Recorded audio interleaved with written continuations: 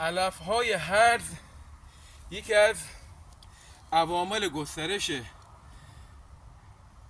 نماتود ریشه در باغات انار هستن. من دارم اینجا الان بیل میزنم برای کاشت سبزی خودمون.